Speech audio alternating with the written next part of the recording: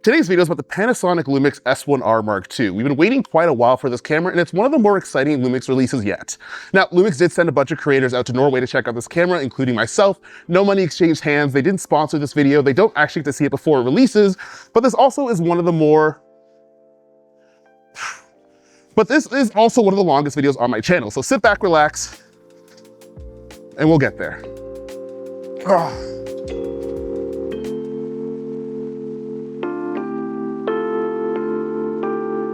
Now, as far as disclosures go, Lumix did send me on a trip with other creators to Tromsø, Norway in order to check out the S1R Mark II.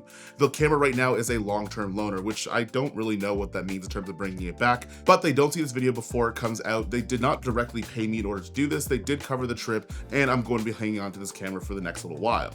Now, an unorthodox way to start this is the unboxing experience. Lumix actually has put a lot of effort to actually making a lot of the materials they use environmentally friendly and just using less things to create less waste. That's nor here nor there, but we're going to talk about some of the body differences between the S1R Mark II and the S5IIX because almost every single part of this camera body is a little bit different. For one, these two cameras look almost identical to each other. There are only a couple of grams difference between the two cameras, and the S1R Mark II is actually smaller than the S1R Mark I. Now, from the outside, it kind of looks the same between the S5IIX and the S1R Mark II, but everything physically on the body is a lot different. For one, the dials are still going to be in the same place, although there are locking dials in the S1R Mark II. That way it makes it a lot tougher to accidentally change one of your settings or change one of your modes, which has happened to me before, so this becomes a lot harder to do and makes my life a little bit easier.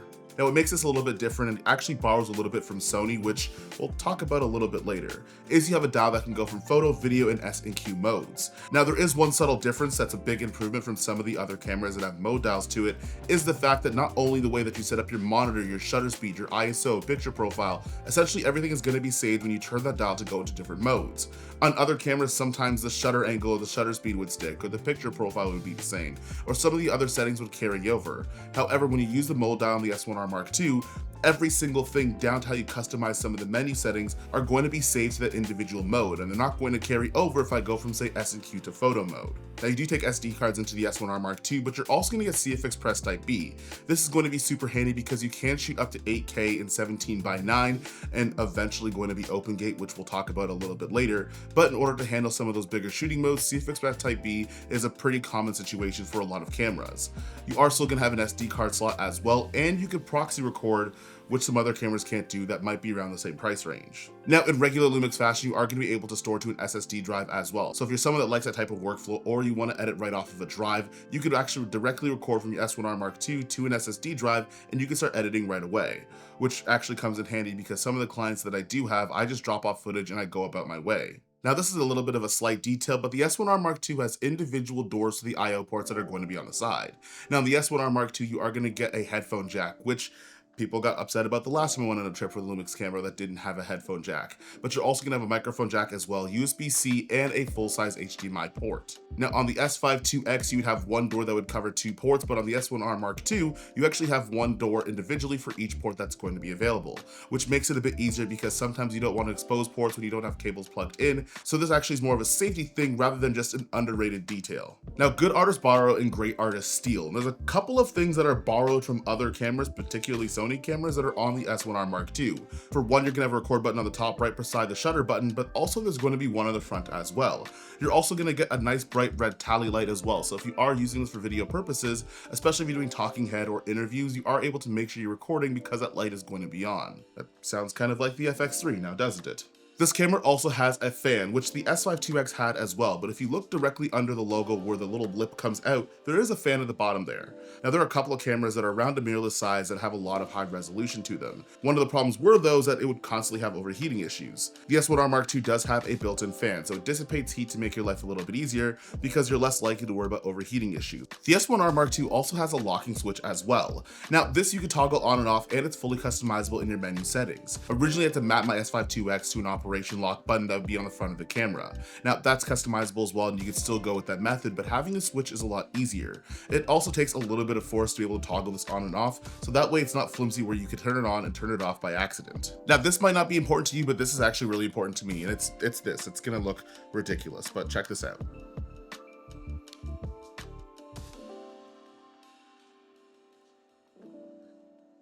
I should probably not do that again. Now, the S1R Mark II does have a front shutter curtain, so that way it protects your sensor, especially when you're doing lens changes. Anytime you take off the body cap on your camera, you can't expose it to dust, debris, or even having a fingerprint or two on your camera sensor. Having something that comes down and protects it every time you turn your camera off, and it does it pretty quickly, is a great way to not only keep dust and dirt and some unwanted things off your sensor, but at the same time, there's a little bit of assurance when you have to change out your lenses. This is something that a lot of people wanted in their cameras, especially ones that were stills first. However, this is one of the few cameras that can do it, and it does it fairly well. I'm not gonna do it again, but just play it back so you can hear that sound again. It's really satisfying. Now, I wanted to save the best for last in terms of this body and design part of the video, and it's the fact that I can do, well, I could do this. Now, you might be wondering, Kofi, what are you talking about? A lot of cameras can do this nowadays, but can your camera do this at the same time? Now, the S1R Mark II didn't just steal the record button layout from the FX3, but also it borrows this 4-axis, 4-way type of screen orientation from the A7R5. So that way, if you do want to flip this out for video recording, vlogging, or if you have a talking head interview, you absolutely can do that in a normal configuration that we're all used to by now. But if you're someone who's a little bit more old school, maybe you need to get a low angle shot while shooting photography or even video, you can flip it out here the way that things used to be. Now, this camera does feature a 44 megapixel 8.1K sensor. Now, this also has the ability to go to open gate at 6.4K, but a couple of people were wondering, where exactly did this sensor come from? There was previous rumors about this camera maybe just being the SL3, but just a poor person's version, but this sensor kind of felt like it came out of nowhere, except I don't think it did. A couple of years ago, there was a leak on a new Sony sensor back in April 2023, and at the time it was going to be about 44 megapixels, it was able to shoot in 8K, which actually might be, well, this guy. Or, if you really think about it, the only other camera that has the ability to shoot in 8K, potentially in open gate, I don't know if the camera does it, but also has a 44 megapixel sensor, is the Ronin 4D 8K head. There isn't really any other camera that fits that bill, but if I was gonna guess, I'm assuming it might be really close to that sensor leak that came out 2 years ago, or the camera that already exists in the Ronin 4D 8K, which, I mean, this one costs a lot less money and gets you some of the same image quality. Well, at least I think it does. Speaking of image quality, well, you know what's gonna happen next. Now, Lumix, aside from other brands, are really good at having video tools already built into the camera. For one, you already have a built-in waveform. You're able to use shutter angle, which are two things you already knew about. But one thing that Lumix added into their camera system is actually the ability to use false color in camera, which is one of the first of its kind, or very few that you can use false color internal. Now, you also borrow some things from the S9 and the S5 IIX in that firmware update with using frame guides. Now, later on, we are going to talk about being able to use things like open gate, and being able to use open gate or the full width of the sensor, or just a higher resolution. You'll be able to make different frame guides for different aspect ratios depending on the type of content you're going to be using. So that way you don't have to worry about turning your camera off to the side to get a 9:16 frame or a 1:1 or a 4:5 or whatever have you, and be able to actually cut and format for different aspect ratios. Now, if you take a quick second to pause on the screen, I did leave some of the shooting modes you can use on the CF Express Type B card as well as your SD card. So this entire category that we're going to just call image quality, we're going to talk about some of the resolutions, the shooting modes, the frame rates, and pretty much everything that has to do with how the image actually looks. Starting off with some of the resolutions. So for one, you are going to be able to shoot an 8.1K open gate at up to 17:9. Now what's cool about this is somewhere down the line in the future, Lumix is actually going to give you the ability to shoot that in open gate. Now, you don't have that right now at the time of this video. You can shoot in 6.4K open gate, and generally speaking, you guys know what you would use that for. It's either going to be for anamorphic support to actually get more resolution on the screen, or if you want to shoot on multiple platforms. Sometimes you have to shoot for a 16:9 and a 9:16, a 1:1 or a 4:5 deliverable, and being able to not only shoot open gate but at a high resolution at 6.4K gives you the ability to do that and not lose any details. Personally, for me, I think 8K, even 6K might be a little bit overkill for what I actually need it for in the work that I do. However, I do like to be able to crop things in. And if I want to have more flexible content or more flexible footage, there's that as well. Now, in both of these modes, you're only going to be able to get up to 30 frames a second. You're not going to get any slow motion options in 8K or in 6.4K. But keep in mind, and we'll talk about this a little bit later on, there's still going to be anamorphic support no matter which resolution you're going to use. So if you're someone that does use open gate for slow motion, you could still use anamorphic slow motion footage. You just have to do it with a little bit less resolution, where if you shoot at something that's still going to be pretty close to 6K, you will be able to get 60 frames a second. Or if we go down to 4K, you'll get 120. Speaking of 4K, we're going to talk about that a little bit now. Now, this is where the S1R gets a little bit interesting because it does have a bunch of 4K shooting modes. Not only can you shoot in long op, but there also are some options in terms of shooting cinema 4K at all intra as well. So if you do want to shoot a 422 color sampling, you can do that in 4K based on a couple of modes. It's a little bit limited, but you can still do it nonetheless. Now, if you don't care about some of those things, you could shoot up to 120 frames a second. And the cool part about shooting 120 frames a second on this guy is that it doesn't have a crop. Okay, maybe like a little tiny crop when you go to 4K 120, but at the same time, you can shoot at 24, 48, 60 frames, and 120 while using the S1R Mark II, and you'll still be able to get that high resolution goodness, but it doesn't crop into an APS-C. When I compare my 120 frames a second to my 60, my 24, there is a little bit of a crop, which honestly, if you've used the Sony FX3, it's probably gonna be around the same, which means that there isn't a gigantic difference between the 4K shooting modes in the S1R Mark II and the Sony FX3, except the S1R2 can do 6K and 8K in ProRes. We haven't talked about ProRes. Okay, so Editor Kofi here. One problem. I thought I was using ProRes, wasn't actually using ProRes. I was using the 5.8K, but there is a ProRes version of it as well, which is a long way complicated way of saying I botched this test and I'll have to make another video following up a bit later on. Now, I'm gonna use the 5.8K just as a way of kind of getting some B-roll over this, but there is one thing about ProRes, ProRes HQ, and ProRes RAW that you guys might need to know about, and it's the fact that the file sizes are absolutely ridiculous. Now, you can get 422 and 4.7K, you can get it at 5.8K as well, and you can get up to 30 frames a second 5.8 in ProRes. Now, the data rates on these are very, very high, which also means it's going to give you flexibility when you're color grading, although we've matched this to a PYXIS already in 420.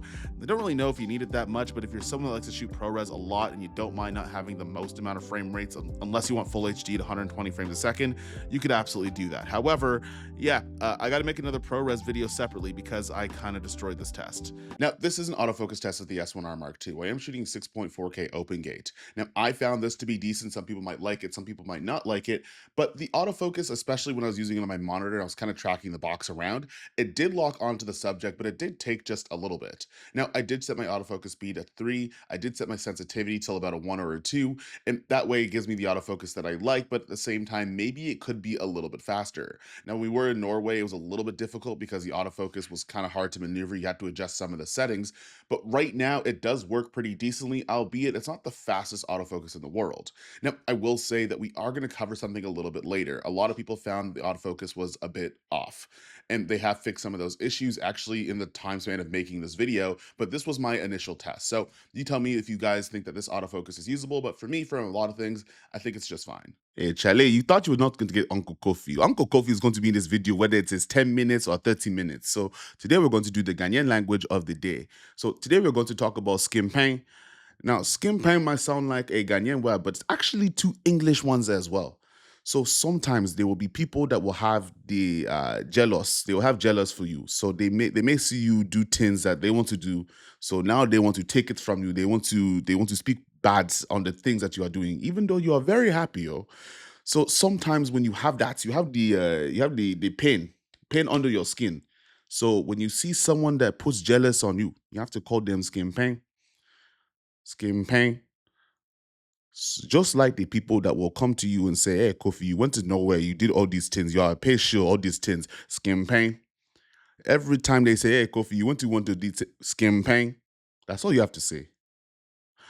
Back to the video. It's like 4 in the morning, so my accent isn't that great. So the S1R2 does have the Lumix Lab app. Now, we talked about this in an earlier video on the Lumix S9, and it does have similar functions. You could upload your LUTs, you could adjust some of the images that you actually have, you could actually make a cube file back on it, and you could send it back to your camera at the same time. That way you have a viewing LUT, and you could use the real-time LUT feature as well.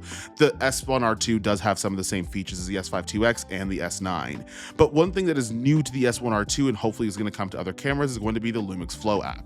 Now, one big thing you're going to notice about this is that you only need a USB-C cable and also your iPhone or whatever phone you're going to be using. Essentially what it does is not only turns your phone into a monitor, but also you can control some of the basic settings on the S1R2 as well. Now, you're going to be able to change things like your ISO, your shutter angle, you could start and stop recording, and you could choose some of the shooting modes that you have while using your phone at the same time. Now, there is one thing with the Lumix Flow app that I hope they change in the future, and that's the fact that you can't actually get a viewing LUT while you're using it at the same time. And as well as if you are using the Lumix Flow app, autofocus, or at least tracking autofocus, doesn't necessarily work when you're shooting in 8K. I gotta go down to 6.4K open gate. However, I am still able to use other shooting modes. I am still able to get some form of autofocus, but it doesn't give you quite that touch autofocus tracking that you would have if you use some of the lower resolutions. Again, you still get some autofocus, just not the one that you kind of bargained for, at least if you're shooting at a higher resolution like 8K. I feel like I should change my hat for this one. Give me a second. Now, one thing that Lumix cameras are generally known for is the ability to shoot in open gate, which also gives the ability to shoot in anamorphic.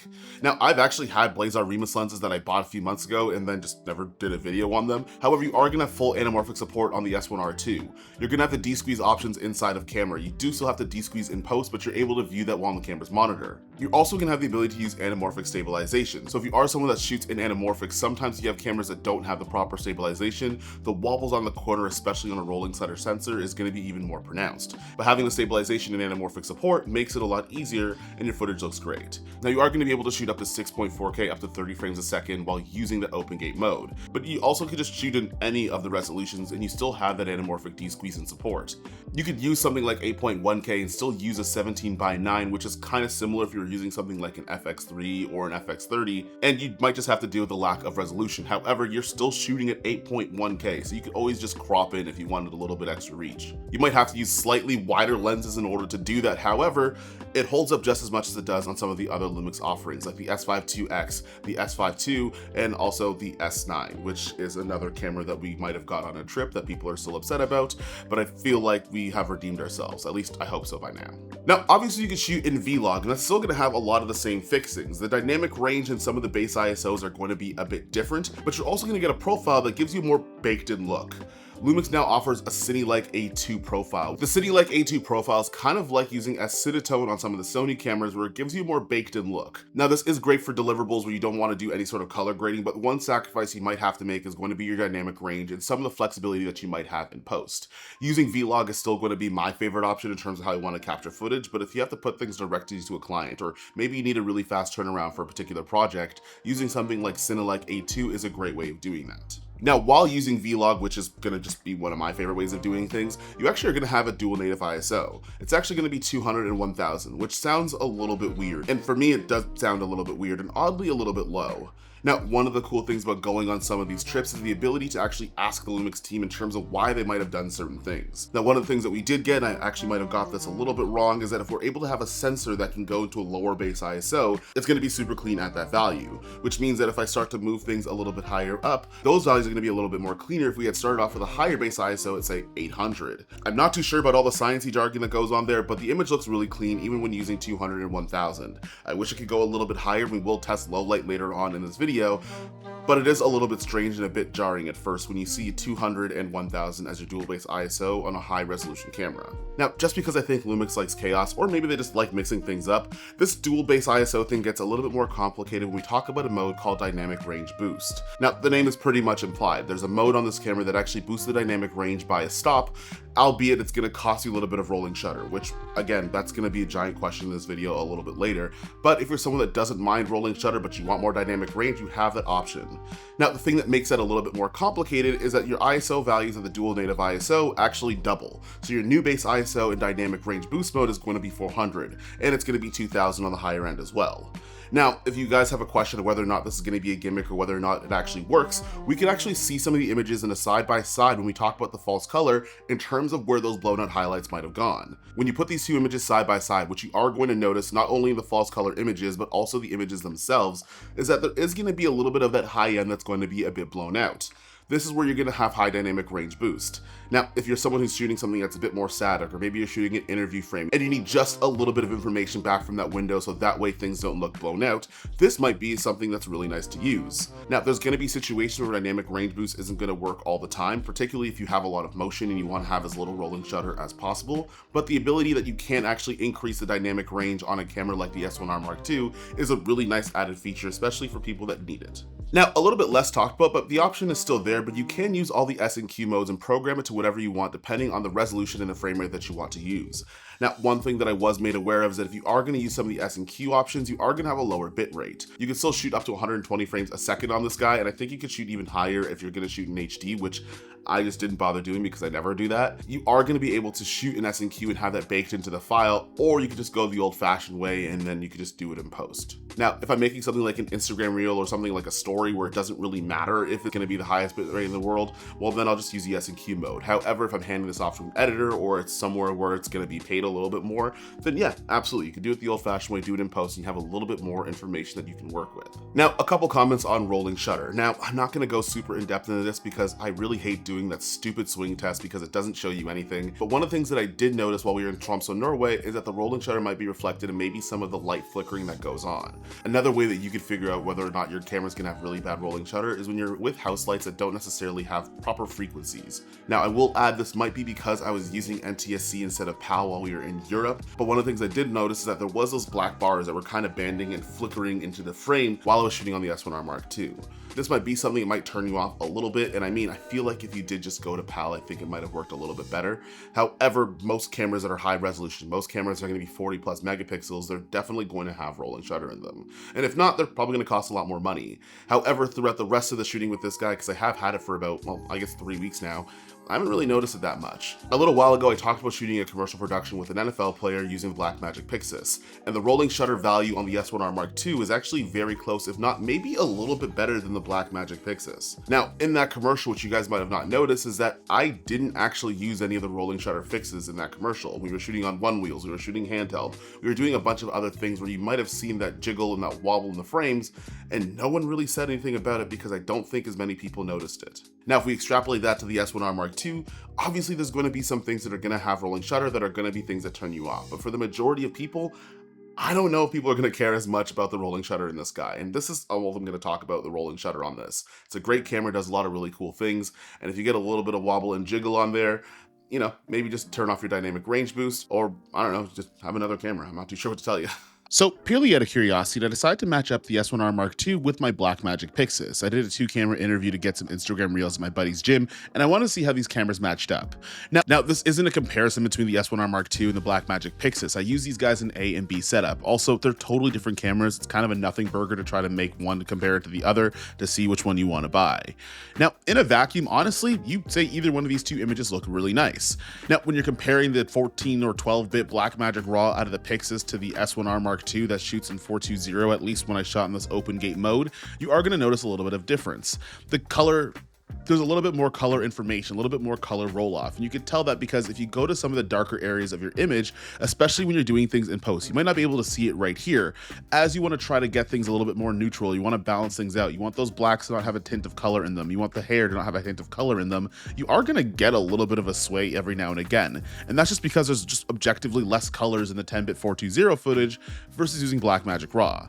Now, that's not to say that one's going to be drastically worse than the other one. And also, I want to point out this is kind of a demonstration of skin tones because all of the skin tone, because with the varying amount of skin tones that I did shoot this on, it all looked really good. But what I do want to say is that the highlight roll off and some of that transition between different colors are going to be a little bit better on the PYXIS. However, the Lumix S1R Mark II holds up just fine. And I swear, however, the Lumix S1R Mark II holds up just fine. And if you put this in a vacuum, you didn't show anybody, you didn't tell anybody which camera it was, I'd be hard-pressed to see if anybody could tell the difference. There was a couple of people complaining or just dragging their knuckles to the comments complaining about the 420, but I think for getting most content that you're probably going to get, especially as a freelancer, working on some smaller jobs, and you don't need all the bells and whistles of a cinema camera, this does more than fine. Now, with 8K resolution, 6.4K ProRes, all that other stuff, you might be asking whether or not this is going to overheat. I don't think so. I'm also not going to test it because there's way too many shooting modes. However, there is a built-in fan on the S1R Mark II. So I'm really hoping it doesn't overheat. I'm going to kind of say it doesn't overheat. If you figure out that it does overheat, you can tell me what shooting mode it is in the comments. You can probably yell at me. But as far as I'm concerned, as far as I've used it for the last couple of weeks, it doesn't overheat. Now, one other thing that Lumix is really well known for is going to be its image stabilization. Now, this guy does have all the other stabilizations in terms of its standard, its high mode, the EI boost, and all the other stuff. There's one thing that's really cool on this guy that they've put in here, which I think a lot of people might be happy about in terms of stabilization.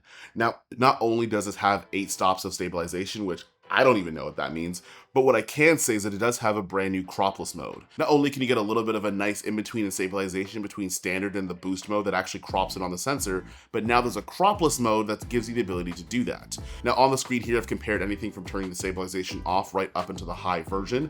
You could kind of use the one to your taste, the one that you like. There is going to be a caveat though, while you are using the cropless mode, you might not want to swing your camera around too much. I think it's going to work really well if you're getting handheld stable footage, but I feel like if you're going to be a crazy person with your camera, I don't really know what you're going to do in terms of stabilization, but this one is one of the best in the market. Now, ironically enough, I am shooting on a Sony camera with a microphone jack built into it. Now, speaking of audio, the S1R Mark II has 32-bit float internal. You still have to use the XLR2 in order to do that stuff, but essentially you are still going to be able to shoot 32-bit float into the S1R Mark II, kind of like the GH7. And if I think about this correctly, the S1R Mark II really much feels like the GH7, just a full-frame body sensor, full-frame sensor. Now, I didn't get a chance to get my hands on one for this test, but I will get one eventually in order to see how good the 32-bit float actually is. But if you guys know about 32-bit float, it's much harder to peak your audio and to blow things out than it is if you're using the regular stuff. You know what's one really hilarious thing about this entire video, the S1R Mark II, one of the things that's in the photography line of Lumix's cameras? I think I've gone like half an hour and I didn't actually talk about photography at all. Now, this still does sport a 44 megapixel still sensor, and it does have the ability to shoot in 40 FPS. Now, admittedly, I didn't necessarily go so far into the photography specs, but there are going to be a couple of channels I'm going to leave in the description down below that might have a lot more information than I do. I did go on this trip with many RTs and some of the guys from Petapixels, Terry, Cam, and pretty much the rest of the crew, and they might actually cover a lot more photography than I do, although I will be making more GFX 50R videos somewhere down the line, but that's not what this video is about. I did mostly video. So you are able to go check out those videos in order for you to do that. However, I did get a couple of pictures that you're probably seeing on the screen the entire time that I'm saying this. Now, I'm going to let some of this footage play as we go through some of our low light tests, and I'm going to zoom everything into 200% and testing different ISO values. Now, because the S1R Mark II does have a kind of weird ISO range at 200 and 1000, at least without turning the dynamic range boost on, everything looks really clean at those lower ISO values, which is great. It does start to get a little bit noisy around 3200, which is something you're going to be aware of and something you're probably going to see even on this YouTube compression, but I feel like you could use denoising software in order to clean things up. I went all the way up to 6400, and obviously the noise just kind of gets worse and worse. The more we deviate away from God, I mean, the more we deviate from our base ISO, the noisier things are going to be. But oddly enough, at 10,000 ISO and even 12,800, maybe it's just this shot, but I feel like if I use denoise software to clean things up, it looks usable. I'm not saying that it's good, I'm just saying that it's usable. It's super grainy, but I feel like you could clean some of this up while using DaVinci Resolve. Now, because my processor can't handle it, because we do have a 45-minute video, which is quite a lot of video, I'm gonna just kind of leave this at the 200% here for you guys to look at. However, I'm gonna let the rest of this play and you guys can take a look at what things look like.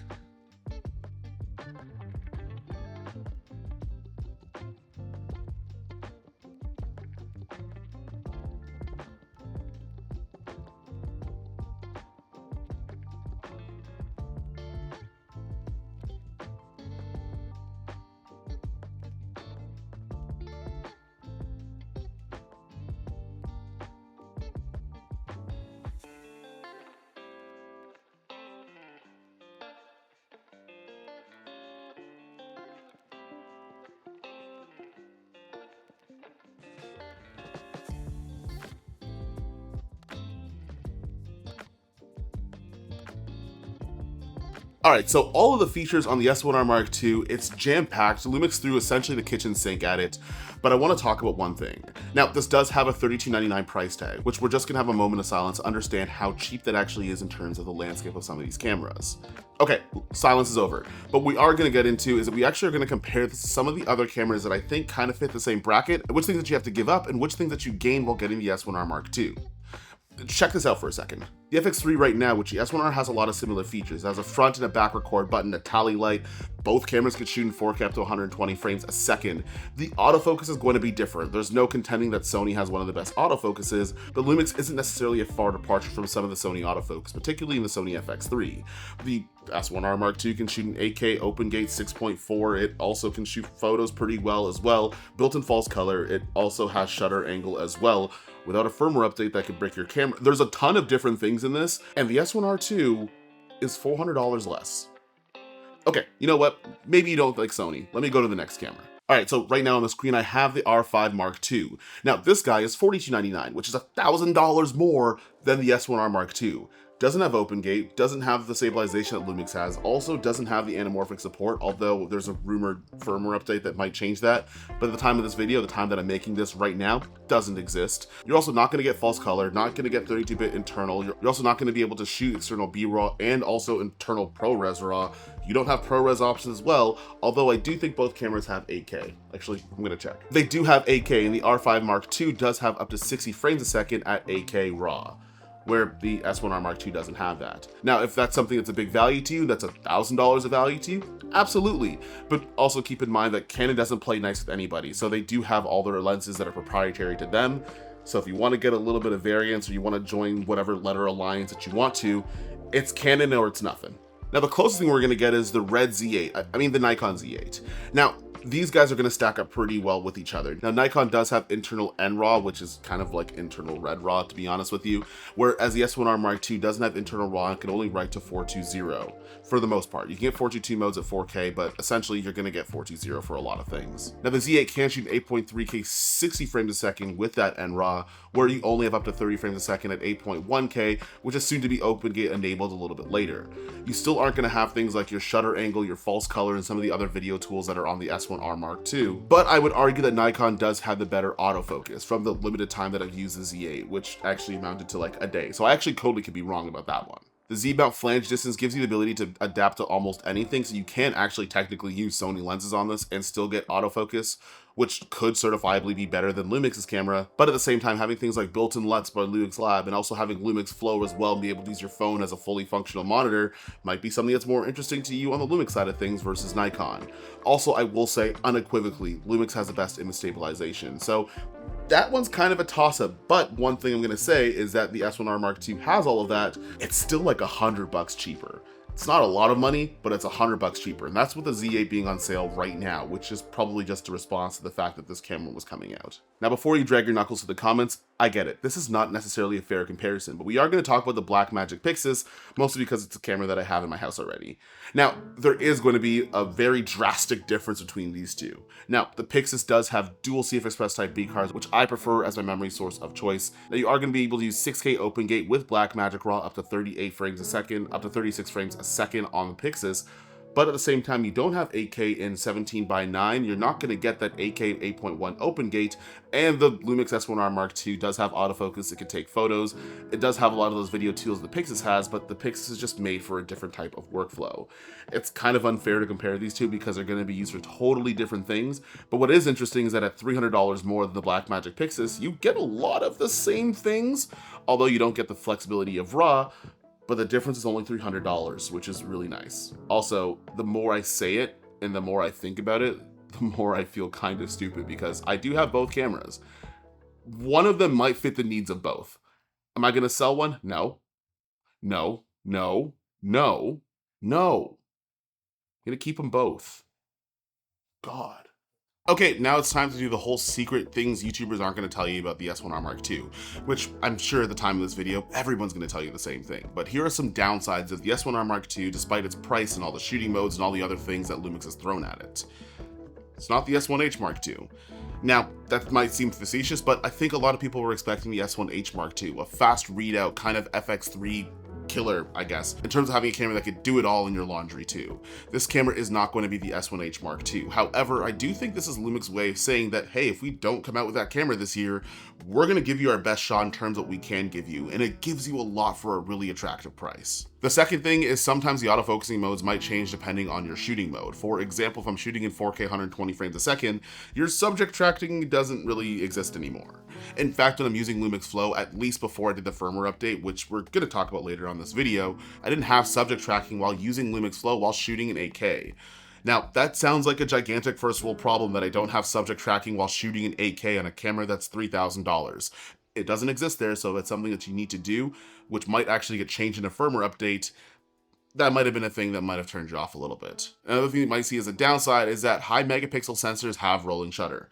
That's just a physics thing. That's not a Lumix thing at all. If you have any cameras these days that have these super high resolutions outside of the Nikon Z8, which actually has really fast rolling shutter, you're gonna get rolling shutter nonetheless. It's gonna be in some degree, but one of my questions is how often do you actually notice it? And in what situations is it so off-putting that it makes the camera unusable? There is a vocal minority of people that don't like rolling shutter, and sometimes it doesn't make a ton of sense for some people.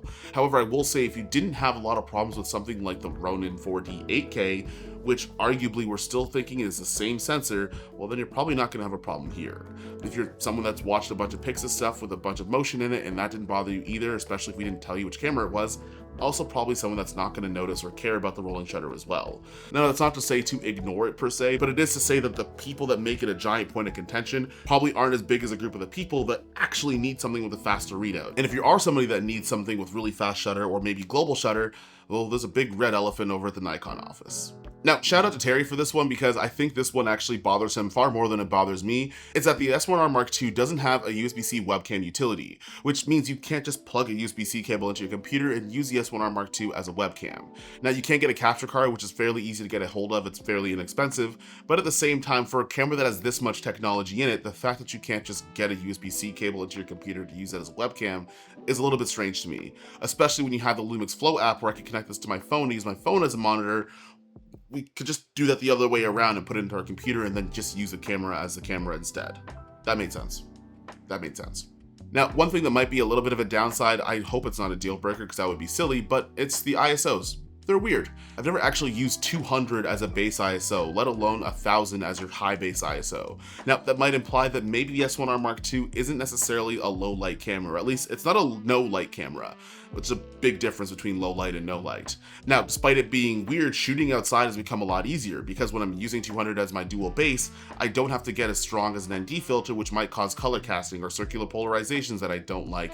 And if I do need more dynamic range, I can go up to 400, which is just one stop away from 800, and also get that dynamic range boost as long as I'm not swinging my camera around like a crazy person to impact on the rolling shutter. Yeah, it might be a little bit confusing at first in terms of how low an ISO value is to be a base ISO, but again, I feel like the list of all of these things that are potential downsides just sound like a bunch of first world problem crying because this camera does jam pack a lot for a really attractive price. I've said that like 3 times already, but you get the picture. And lastly is that I don't think this camera is necessarily made to be a low light camera. Now, this does borrow a lot of things from something like the Sony cameras like the FX3, but I don't necessarily think it's meant to be the FX3 replacement. The sensors are going to be different. The way that the camera works is going to be a little bit different. There's something that I might not recommend for pretty much any camera realistically, and it's going out and shooting in no light and expecting to have good results. It's just not going to work. Now, the S1R Mark II and other high megapixel sensor cameras kind of work in the same way. When you have a higher megapixel readout, what's going to end up happening is your noise might be a little bit more pronounced. However, if I am going to use DaVinci Resolve using a higher megapixel camera, the noise reduction is actually going to work pretty decently. So there's kind of a weird give and take that's there. That's still not to say that this is going to be a camera that's particularly made for low light situations, but you probably can get by. You just can't get by like you can get by on like the Sony FX3, which might turn some people off. Now, there is going to be a snow-colored elephant in the room. I was one of the creators that got to go to Tromsø, Norway in order to check out the S1R Mark II. Now, before you drag your knuckles to the comments and say how much we were paid off to go on this trip or whatever the case might be, for one, that's not true. No, we didn't. 2, they just kind of told us a date for it. And obviously, if you give somebody a new camera, tell them the date that you're allowed to talk about it, like pretty much anything else. I could be in Timbuktu and I'm still going to make a video on launch day because you could understand that people are going to go to this camera first on the actual date of release. It only makes sense as a creator to do that. Ranting aside, because I don't want to get into it again like we did with Japan, I want to talk about some of the benefits of actually going on some of these press trips. For one is obviously being able to test out a camera before it comes out. So a lot of the information that I might have versus somebody else who might have got it only a couple of days ago or didn't get it at all or bought it then has to figure it out for themselves, there's a bunch of different things that I get to learn with more time with the actual camera, which means for somebody that might be in the market for it, well, then you have a lot more information. Another thing, and it's a really big one, is that things get fixed in real time. Now, in the autofocus section of this video, I was using an older version of the firmware for the S1R Mark II. And now the autofocus was decent, it was good, but it wasn't absolutely great. And there's a couple things that made myself and other creators a little bit weary about things because the autofocus felt a little bit off. Being able to contact the Lumix team directly, they had a firmware update that fixed a lot of those issues, in less than 24 hours. Now, if I hadn't gone on that press trip, I hadn't had that interaction with the Lumix team, that information would have never been communicated. And then you would have seen a bunch of videos labeled the things that YouTubers won't tell you, talking about some of the things that are in the autofocus and might feel a little bit off. Having a direct line of communication with the team that made the camera while you're on the trip is a great way to find out exactly why they did things, not necessarily that they did things. Another thing that I do like about the press trip is that you get to go deeper with some of the information, and in fact, you get to share notes and compare different things and find out different tests in order to make sure that you give the best amount of information back to the viewer at the end of the day, because at the end of the day, this is all things that you're gonna see for absolutely free. We've had group chats and group discussions and dinners and meetings and calls and all these other things about this camera, trying to flesh things out to make sure that we have the most accurate information, but also have the best information as well. Going on some of these trips and meeting other creators, you get to find out different things that they'll look for in their camera and stuff that you might have never thought about. When you're in your office and you're by yourself and you have to try to figure things out, it becomes a little bit more difficult, and sometimes you might have inaccurate information. But when you're working in a gigantic group, you're working with a team that actually makes a camera and knows all of the inner workings. I think that's a giant benefit to some of these trips. Oh, also, the last one, traveling is just cool. I mean, Norway kind of feels like Canada with extra steps because it was just as cold there as it was over here, but traveling is always a fun time. So yeah, there's obviously that. You get to see some new stuff, you get to understand that you don't understand Norwegian, but at the same time, you get to travel and have these different experiences. Now, if you think that having those experiences, having that direct communication, having that access is impacting anything that I'm saying in terms of like a bias or anything like that, well then just believe the footage and watch other videos. And if the things don't line up, ask questions. But if they do line up, maybe the call's coming from inside the house, and maybe the things that might be said, even though we had gone on these trips and some people hadn't, they're fairly consistent because the camera shoots in 8K up to open gate and a firmware update. It has anamorphic support, stabilization, all the other stuff. So there's that. Okay, rant over. That being said, I hope you guys enjoyed the video. I hope you guys learned a lot about the S1R Mark II. This was a lot of camera. This was the most amount of camera that I think I've ever had to do a video on.